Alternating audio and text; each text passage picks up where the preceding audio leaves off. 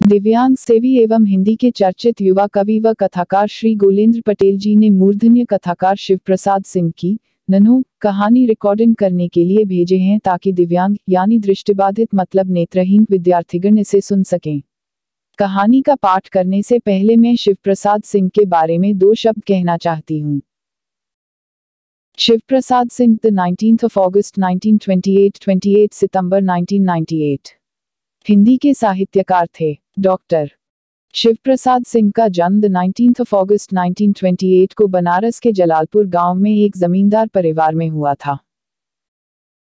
शिक्षा 1949 में उदय प्रताप कॉलेज से इंटरमीडिएट कर शिव प्रसाद जी ने 1951 में बनारस हिंदू विश्वविद्यालय से B.A. और 1953 में हिंदी में प्रथम श्रेणी में प्रथम M.A. किया था।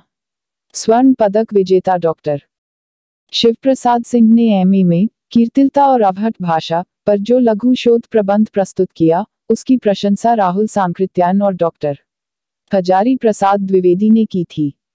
हालांकि वे द्विवेदी जी के प्रारंभ से ही प्रिय शिष्यों में थे, किंतु उसके पश्चात द्विवेदी जी का विशेष प्यार उन्हें मिलने लगा। द्विवेदी जी के निर्देशन में उन्होंने सूरपूर्व ब्रजभाषा और उसका साहित्य विषय पर शोध संपन्न किया, जो अपने प्रकार का उत्कृष्ट और मौलिक कार्य था। मुख्य रचनाएं: नीला चांद, कर्मनाशा की हार, धतूरे का फूल, नन्हों, एक यात्रा सतह के नीचे, राग गुजरी, मुर्दा सराय, कोहरे में युद्ध, दिल्ली दूर है, शैलूष आदि। पुरस्कार उपाधि: व्यास सम्मान 1992, साहित्य अकादमी पुरस्कार 1990। समय न लेते हुए मैं कहानी का पाठ करती हूँ। कहानी का शीर्षक है नन्हों। चिट्ठी डाकिये ने दरवाजे पर दस्तक दी तो नन्हों सहुआइन ने दाल की बटुली पर यूं कलछी मारी जैसे सारा कसूर बटुली का ही है। हल्दी से रंगे हाथ में कलछी पकड़े वे रसोई से बाहर आईं और गुस्से के मारे जली भुनी 2 का एक डग मारती जोड़ी के पास पहुंची। कौन है रे? सहुआइन ने एक हाथ में कलछी पकड़े दूसरे से सांकल उतार कर दरवाजे से झांका तो डाकिये को देखकर धक से पीछे हटी और पल्लू से हल्दी का दाग बचाते एक हाथ का घूंघट खींचकर दरवाजे की आड़ में छिपकली की तरह सिमट गईं। अपने की चिट्ठी कहाँ से आएगी मुंशी जी, पता ठिकाना ठीक से उचार लो, भूल चूक होए गई होएगी, वे धीरे से फुसफुसाईं। पहले तो केवल उनकी कंगुरियां दिख रही थी जो आशंका और घबराहट के कारण छिपकली की पूंछ की तरह ऐंठ रही थी। नहीं जी, कलकत्ते से किसी रामसुभग साहू ने भेजी है, पता ठिकाना में कोई गलती नहीं। Single quote. रामसू। कही बात को एक घूंट में पीकर सहुआइन यूं देखने लगी जैसे पानी का धक्का लग गया हो। कंगुरिया का सिरा पल्ले में निश्चेष्ट कील की तरह अड़ गया था, अपने की ही है मुंशी जी। Single quote. मुंशी जी ने चिट्ठी आगे बढ़ाई, कंगुरिया फिर हिली, पतंगे की तरह फड़फड़ाती चिट्ठी को पंजे में दबोचकर नन्हों सहुआइन पीछे हटी और दरवाजे को झटके से भेड़ लिया। असंगन के कोने में पानी रखने के चबूतरे के पास खड़ी होकर उन्होंने चिट्ठी को पढ़ा। रासुभग आ रहा है, लिखा था चिट्ठी में। केवल 3 सतर की इबारत थी पूरी, पर नन्हों के लिए उसके एक एक अक्षर को उचारने में पहाड़ सा समय लग गया जैसे। चबूतरे के पास कलसी के नीचे पानी गिरने से जमीन नम हो गई थी, जौ के बीज गिरे थे जाने कब के, इकट्ठे एक में सटे हुए उजले हरे अंकुए फूटे थे। नन्हों सहुआइन एकटक उन्हें देखती रहीं बड़ी देर तक। 5 साल का समय कुछ कम तो नहीं होता। लंबे लंबे 5 साल। पूरे 5 साल के बाद आज रामसुभग को भौजी की याद आई है। 5 साल में उसने एक बार भी कुशल मंगल का हाल नहीं दिया। एक बार भी नहीं पूछा कि भौजी जीती है या मर गई। जब अपना ही नहीं रहा हाल चाल लेने वाला, तो दूसरा कौन पूछता है किसे। नन्हों सहुआइन ने चारपाई के पास से माची खींची और उस पर बैठ गईं। हल्दी सनी अंगुलियों के निशान काट पर उभर आए थे जैसे वह किसी के शादी ब्याह का नेता था। शादी ब्याह का ख्याल आते ही नन्हों सहुआइन की आंखें चलवे मछली सी चिलक उठी।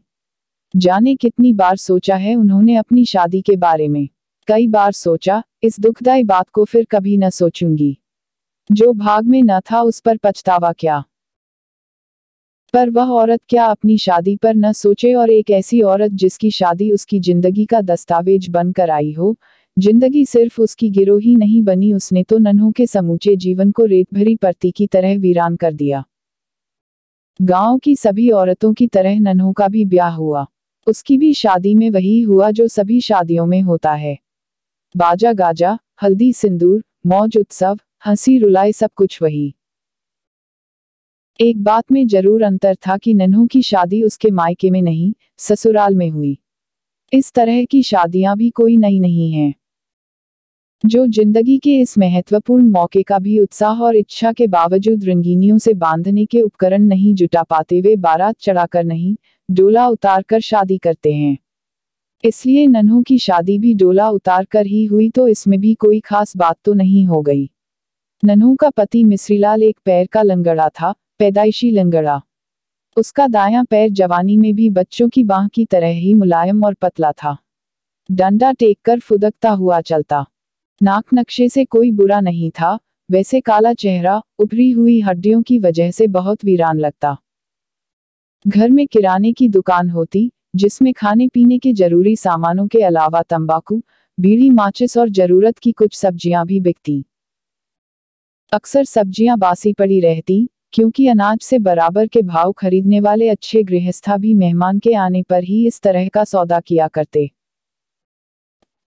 लंबे लंबे उल्टे फेरे हुए बाल थे, रंग वैसे सांवला था, पर एक चिकनाई थी जो देखने में खूबसूरत लगती थी। इसीलिए लड़के वालों ने जब जोर दिया कि हमें बारात चढ़ा के शादी सहती नहीं, डोला उतारेंगे, तो थोड़ी मीन मेक के बाद नन्हों का बाप भी तैयार हो गया, क्योंकि इसमें उसका भी कम फायदा न था। खर्चे की काफी बचत थी। डोला आया, उसी दिन हल्दी तेल की सारी रस्में बतौर टोटके के पूरी हो गईं और उसी रात को बाजे गाजे के बीच नन्हों की शादी मिश्रीलाल से हो गई। बाजों की आवाजें हमेशा जैसी ही खुशी से भरी थीं, मंडप की झंडियां और चंदोवे में हवा की खुशी भरी हरकतें भी पूर्ववत थीं, पर नन्हों अपने हाथ भर के घूंघट के नीचे आंसुओं को सुखाने की कितनी कोशिश कर रही थी, इसे किसी ने न देखा। एक भारी बदसूरत पत्थर को गले में बांधे वह वेदना और पीड़ा के अछोर समुद्र में उतार दी गई, जहां से उसकी सिसकियों की आवाज भी शायद ही सुनाई पड़ती। कहो भौजी, बाबा ने देखा तो मुझको, पर शादी हुई मिस्री भैया की। रामसुभग ने दूसरे दिन कोने में बैठी नन्हों से मुस्कुराते हुए कहा, अपना अपना भाग है, ऐसी चांद सी बहू पाने की किस्मत मेरी कहाँ है। भौजी मजाक के लिए बनी है, पर ऐसे मजाक का भी क्या जवाब। नन्हों की आंखों से झरझर आंसू गिरने लगे, जिन्हें वह पूरे 24 घंटे से लगातार रोके हुए थी। रामसुभग बिल्कुल घबरा गया, उसने दुखी करने के लिए ही चोट की थी, पर घायल सदा पंख समेटे शिकारी के चरणों में ही तो नहीं गिरता, कभी कभी खून की बूंदें भर गिरती हैं और पंछी तीर को सीने में समाये ही उड़ता जाता है। ठीक कहा लाला तुमने, अपना अपना भाग ही तो है, नन्हों ने कहा और चुपचाप पलकों से आंसुओं की चट्टानों को ठेलती रही। रामसुभग मिश्रीलाल का ममेरा भाई है। अक्सर वह यहीं रहता है, एक तो इसलिए कि उसे अपना घर पसंद न था। बाप सख्ती से काम कराता और आनाकानी की तो बूढ़े बाप के साथ दूसरे भाइयों का मिला जुला क्रोध उसके लिए बहुत भारी पड़ता। दूसरे, मिश्रीलाल का भी इरादा था कि वह अक्सर यहाँ आता जाता रहे, ताकि उसे दुकान के लिए सामान वगैरह खरीदवाने में आसानी पड़े। रामसुभग के लिए मिश्रीलाल का घर अपना जैसा ही था। उसने मिश्रीलाल की शादी की बात सुनी तो बड़ा खुश हुआ था कि घर में एक औरत आ जाएगी, थोड़ी चहल रहेगी और मुरव्वत में अक्सर जो उसे चूल्हा फूंकने का काम भी कर देना पड़ता, उससे फुर्सत मिल जाएगी। पर नन्हों को देखकर रामसुभग को लगा कि कुछ ऐसा हो गया है जैसा कभी सोचा न था। नन्हों वह नहीं है जिसे मिश्रीलाल की औरत के रूप में देखकर उसे कुछ अड़चन न मालूम हो। वह काफी विश्वास के साथ आया था नन्हों से बात करने, उसे जता देने की रामसुभग भी कुछ कम नहीं है। मिश्रीलाल का बड़ा आदर मिलता है उसे, यह घर जैसे उसी के सहारे टिका है, और भौजी के लिए रामसुभग सा देवर भी कहाँ मिलेगा। और शादी के पहले तो नन्हों के बाप ने भी उसे ही देखा था, पर जाने क्या है नन्हों की झुकी हुई आंखों में कि रामसुभग सब भूल गया। चारपाई के नीचे बिछी रंगीन सुहागी चटाई पर पैरों को हाथ में लपेटे नन्हों बैठी थी गुड़ी मुड़ी, उसकी लंबी बरौनियां बारिश में भीगी तितली के पैरों की तरह नम और बिखरी थीं और वह एकटक कहीं देख रही थी, शायद मन के भीतर किसी बालियों से लदी फसल से ढके लहराते हुए एक खेत को, जिसमें किसी ने अभी अभी जलती हुई लुकाठी फेंक दी है। रामसुभग बड़ी देर तक वैसे ही चुप बैठा रहा। वह कभी आंगन में देखता था, कभी मुंडेरे पर। वह चाहता था कि इस चुप्पी को नन्हों ही तोड़े, वही कुछ कहे, अपने मन से ही जो कहना ठीक समझे, क्योंकि उसके कहने से शायद बात कुछ ठीक बने, न बने, पर नन्हों तो कुछ बोलती ही नहीं। ब्याह के दूसरे दिन के रस्म रिवाज पूरे हो रहे थे। कमारी डाले में अक्षत सिंदूर लेकर गांव की तमाम सतियों के चौरे पूज आई थी और सबसे मिश्रीलाल की मृत मां की ओर से वर वधू के लिए आशीर्वाद मांग आई थी। रात भर गाने से थकी हुई भाटने अपने मोटे और भोंडे स्वरों में अब भी राम और सीता की जोड़ी की असीसें गा रही थी। कुछ बचे खुचे लोग एक तरफ बैठे खा रहे थे, पूर्वे पत्तल इधर उधर बिखरे पड़े थे। अच्छा भौजी, रामसुभग इस मौन को और न झेल सका। चुपचाप उठकर आंगन में चला आया। क्या बबुआ, भौजी पसंद आई? एक मंचली भाटिन ने मोटी आवाज में पूछा। हाँ हाँ, बहुत। रामसुभग इस प्रश्न की चुभन को भांप गया था। उसने मुस्कुराने की कोशिश की, पर गर्दन ऊपर न उठ सकी। वह चुपचाप सिर झुकाए दालान में जाकर मिश्रीलाल के पास चारपाई पर बैठ गया। उस समय मिश्रीलाल दो एक नाते रिश्ते के लोगों से बातें कर रहा था। पीले रंग की धोती उसके काले शरीर पर काफी फब रही थी, पर उसके चेहरे की वीरानी में कोई अंतर न था। खुशी उसके चेहरे पर ऐसी लग रही थी जैसे किसी ने जंग लगी पिचकी डिबिया में कपूर रख दिया हो। उसके दाहिने हाथ का कंगन एक मरे हुए मेकड़े की तरह झूल रहा था। जाने क्यों आज रामसुभग को मिश्रीलाल बहुत बदसूरत लग रहा था। शादी के कपड़ों में कोई ऐसा भद्दा लगता है, यह रामसुभग ने पहली बार देखा। सुभग, मिश्रीलाल ने बातचीत से निपटकर दालान में एकांत देखकर पूछा, क्यों रे भौजी, कैसी लगी? सच कहना, अपनों से क्या दुराव गया था न? कुछ कह रही थी। Single quote. नहीं तो, रामसुभग ने कहा, काफी हंसमुख है। वैसे मायका छूटने पर तो सभी दुल्हनें थोड़ी उदास रहती हैं। मिश्रीलाल अजीब तरीके से हंसा। अरे वाह रे सुंभू, तू तो भई दुल्हनें पहचानने में बेजोड़ निकला।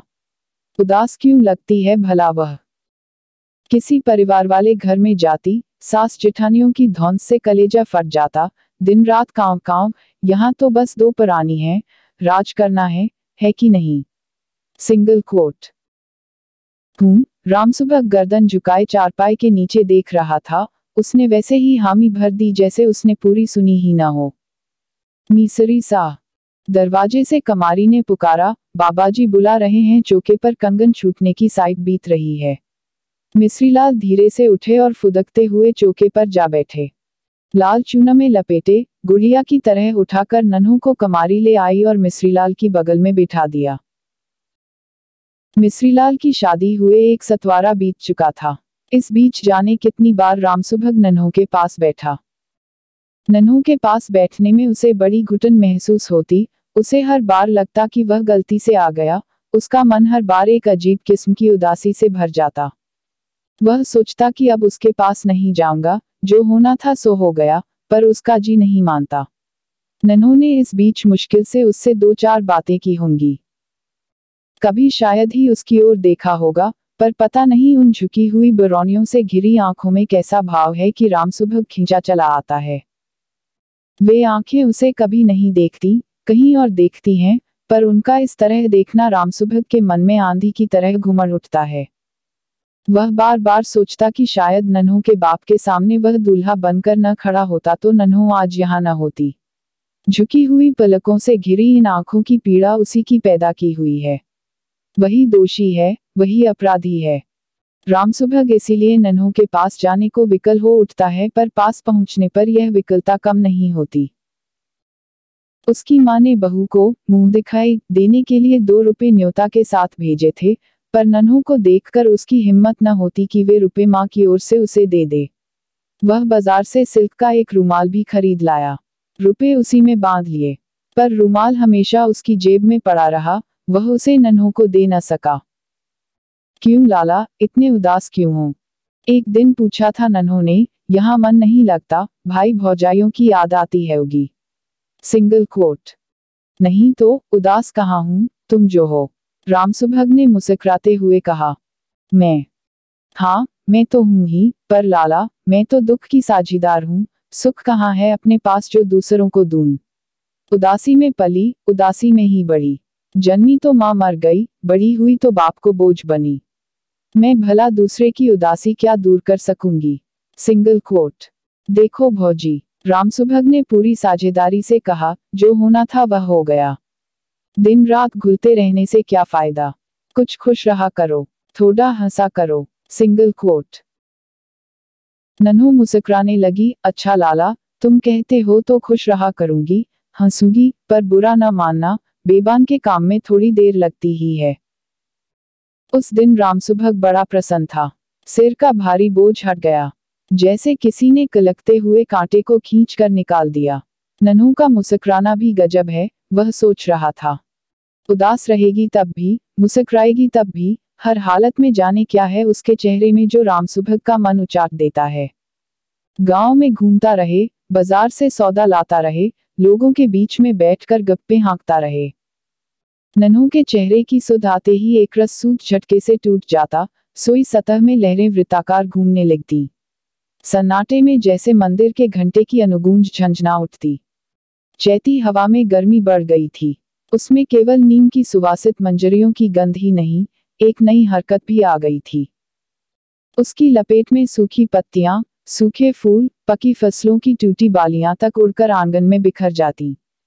दोपहर में खाना खाकर मिश्रीलाल दालान में सो जाता और रामसुभग बाजार गया होता या कहीं घूमने।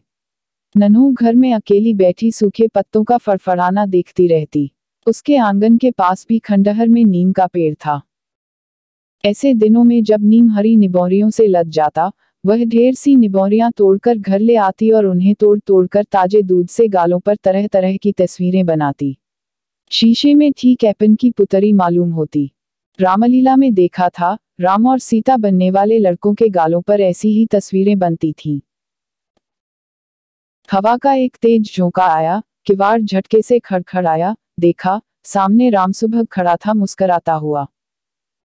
भौजी, वह पास की चारपाई पर बैठ गया। एक गिलास पानी पिला दो, बड़ी प्यास लगी है। कहाँ गए थे इतनी धूप में। नन्हू उठी और आंगन के कोने में चबूतरे पर रखी गगरी से पानी ढाल कर ले आई। जाने क्या हो गया था उस दिन रामसुभग को कि उसने गिलास के साथ ही नन्हू की बांह को दोनों हाथों से पकड़ लिया। एक झटके के साथ बांह कांपी और सांप की तरह ऐंठकर सुभग के हाथों से छूट गई। गिलास धब्ब की आवाज के साथ जमीन पर गिर पड़ा। शर्म नहीं आती तुम्हें। Single quote. नन्हू सांपिन की तरह फुफकारती हुई बोली, बड़े मर्द थे तो सबके सामने बांह पकड़ी होती। तब तो स्वांग किया था, दूसरे के एवज तने थे, सूरत दिखाकर ठगहारी की थी। अब दूसरे की बहू का हाथ पकड़ते शर्म नहीं आती। Single quote. मैं तो भौजी तुम्हें यह देने आया था। Single quote. रामसुभग ने रुमाल निकाला जिसकी खूंट में 2 रुपए बंधे थे। क्या है यह? नन्हू ने गुस्से में ही पूछा।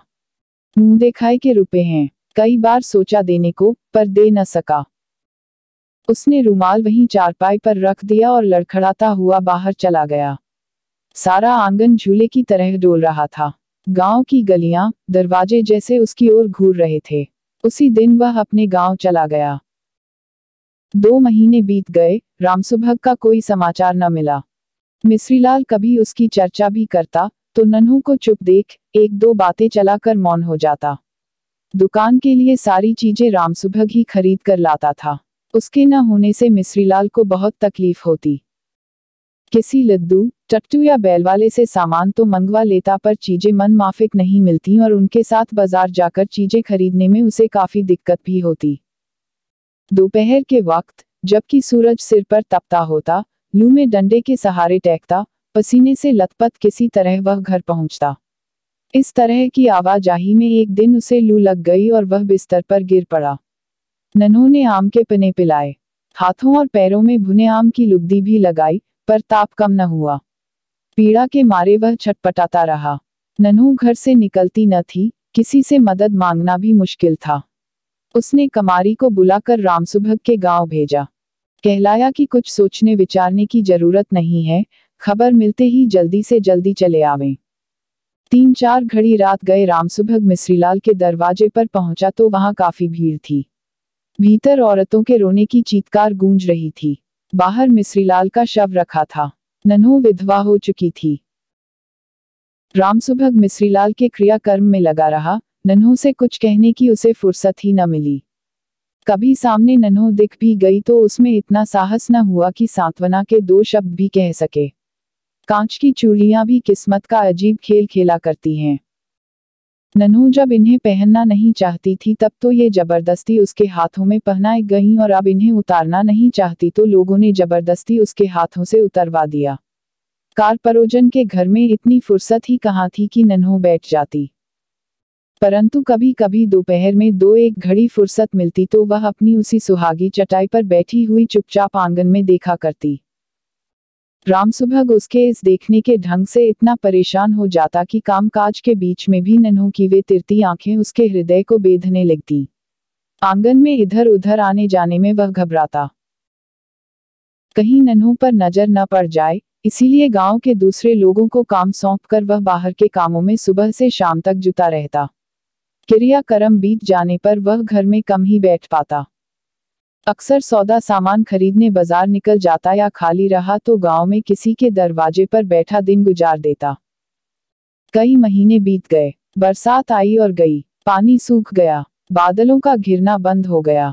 बौछारों से टूटी जर्जर दीवारों के घाव भर गए। नई मिट्टी से सज संवर कर वे पहले जैसी ही प्रसन्न मालूम होती। ऐसा लगता जैसे इन पर कभी बौछार की चोट पड़ी ही न हो, कभी इनके तन पर ठेस लगी ही न हो। उस दिन चमटोली में गादी लगी थी। कार्तिक की पूनों को हमेशा यह गादी लगती। बीच चौकी पर सतगुरु की तस्वीर फूल मालाओं से सजाकर रखी हुई थी। अगरबत्तियों के धुएं से चमरौटी की गंदी हवा भी खुशबूदार हो गई थी।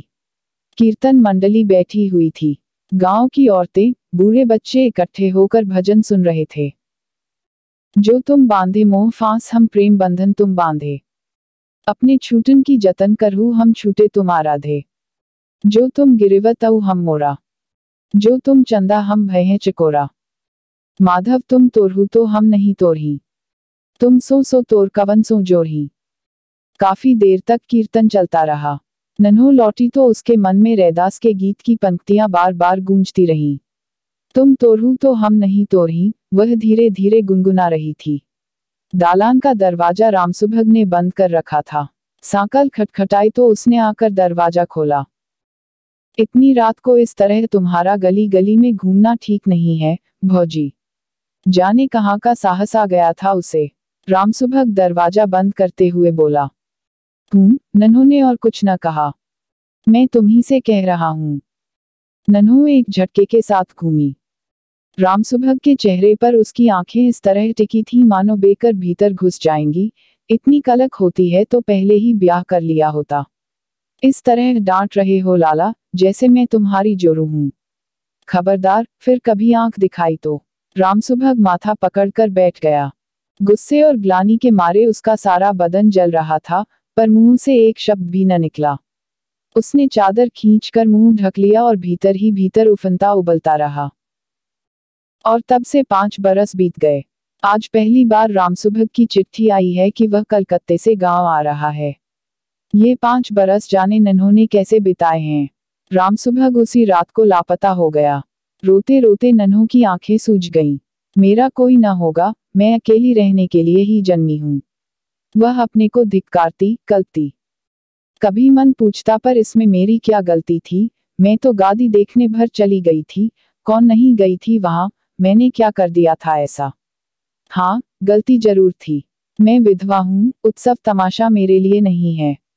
बबुआ नहीं है क्या। दूसरे दिन शाम को कमारी ने पूछा था, देखो दुल्हन, मेरी बात मानो, सुभग से ब्याह कर लो। तुम्हारी जात में यह मना भी नहीं है, कब तक ऐसे रहोगी। Single quote. चुप रह। Single quote. नन्हो ने उसे बरज दिया था। दूसरे ही क्षण शर्म से गड़ गई थी। जाने क्यों लोग मन के छुपे राज को भांप लेते हैं। जिसे जितना छिपाओ, उसे उतनी ही जल्दी लोग खींचकर सामने कर देते हैं। चुप तो रहूंगी दुल्हन, पर पछताओगी, ऐसा दूल्हा हाथ न आएगा। वह जिंदगी भर तुम्हारे लिए कुंवारा नहीं बैठा रहेगा, ऐसा मौका हमेशा नहीं आता। तुम्हारे बाबूजी ने उसी को देखा था, मिश्रीलाल से तो ब्याह धोखे से हुआ। मैं कहती हूँ चुप कर। Single quote. नन्हों की आंखें डब्बा आईं, मेरी जिनगानी में धोखा ही मिला है, तो उसे कौन मेट सकता है। कमारी सकपका कर चुप हो गई। आंसुओं की धार संभालना उसके वश के बाहर था। वह चुपचाप दरवाजा भीड़कर चली गई। नन्हू चाची, नन्हू चाची। दुकान से कोई लड़का चीख रहा था। नन्हू माची पर से उठी और दुकान की ओर लपक कर चली। क्या है रे, क्यों चीख रहा है ऐसे। Single quote. यह देखो, किसना बेर लेकर भाग रहा है, जन्नू ने हकलाते हुए कहा। वह ललचाई आंखों से लाल लाल बेरों से भरी टोकरी को देख रहा था। अच्छा, भाग रहा है तो भागने दे, तू भी ले और भाग यहाँ से, हल्ला मत मचाओ यहाँ। लड़के जेबों में बेर भर खिलखिलाते हुए बाहर चले गए। नन्हू ने दरवाजा बंद कर लिया और रसोई में चली गई। कलकत्ते की गाड़ी शाम 7 बजे के करीब आती थी। नन्हू आंगन में चारपाई डाले लेटी थी। झेलंगी चारपाई थी, मूंज की। पैरों में रेशों की चुभन अजीब लगती। हवा पहले जैसी सर्द न थी। हल्की गर्मी गुलाबी रंग की तरह हर झकोरे में समाई हुई थी। नन्हू के खुले हुए काले बाल सिरहाने की पाटी से जमीन तक लटके हुए थे। वह चुपचाप नीले आसमान के तारों को देख रही थी। आंगन की पूर्वी दीवार की आड़ से शायद चांद निकल रहा होगा, क्योंकि उजला उजला ढेर सा प्रकाश मुंडेरे की छाजन पर मिट्टी की पटरियों से टकराकर चमक रहा था। सांकल खड़की। भौजी। सुबह 5 साल के बाद लौटा था। नन्हू ने दरवाजा खोला। सुबह था सामने। अंधेरे में वह उसे देखती रही। आ जाओ। पंखुड़ियों के चिटकने जैसी आवाज सन्नाटे में उभर कर खो गई। दोनों बिल्कुल खामोश थे। रामसुभग आंगन की चारपाई पर आकर बैठ गया। एक अजीब सन्नाटा दोनों को घेर कर बैठ गया था। खा पीकर रामसुभग जब सोने के लिए अपनी चारपाई पर गया, तो माची खींचकर नन्हू उसके पास ही बैठ गई। क्यों बाबू, बहुत दिनों के बाद सुध ली। नन्हू ने ही बात शुरू की। बहुत दुबले हो गए हो, बीमार तो नहीं थे। Single quote. नहीं तो, रामसुभग बोला, 5 साल तक भुलाने की कोशिश करता रहा भौजी, पर भूलता नहीं। मैंने कई बार सोचा कि चलकर तुमसे माफी मांग लूं, पर हिम्मत न हुई। अब की मैंने तय किया कि जो कहना है कह ही जाऊं। मैंने अनजाने में गलती कर दी भौजी। मैं नहीं जानता था कि मेरी तनिक सी गलती इतना फल देगी। मैंने जो कुछ किया मिस्री भैया की खुशी के लिए ही, पर कसूर तो है ही, चाहे वह जैसे भी मन से हो।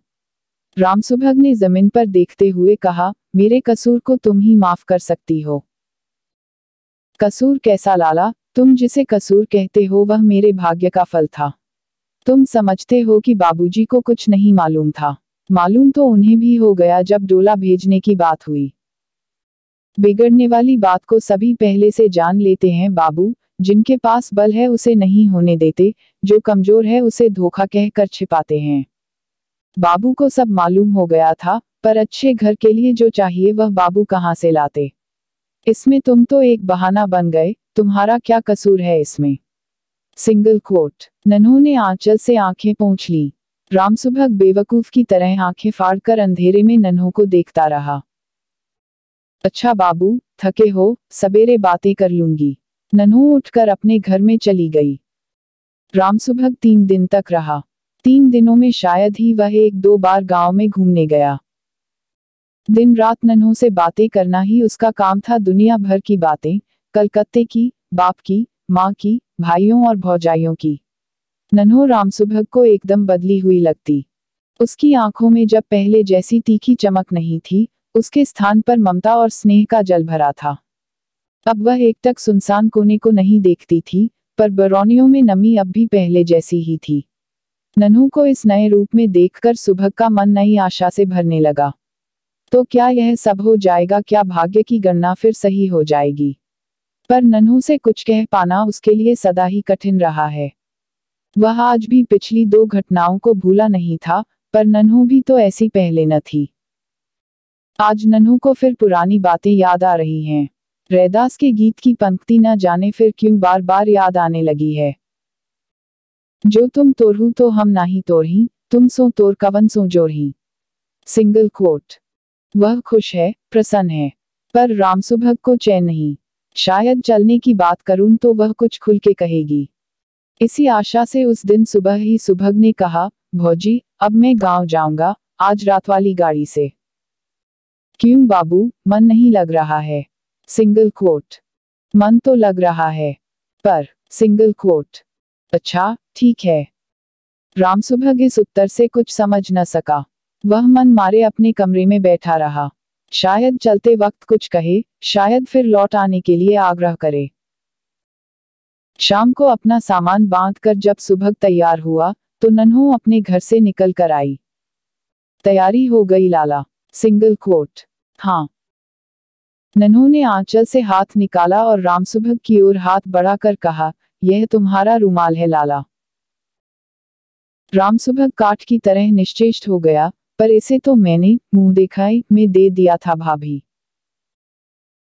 बाबू ने तुम्हारा मुंह देखकर अनदेखा सुहाग सौंपा था, तुम्हारी माँ ने उसी के अमर रहने के लिए रुपए दिए थे आशीर्वाद में। बड़ों ने जो दिया उसे मैंने माथे पर ले लिया।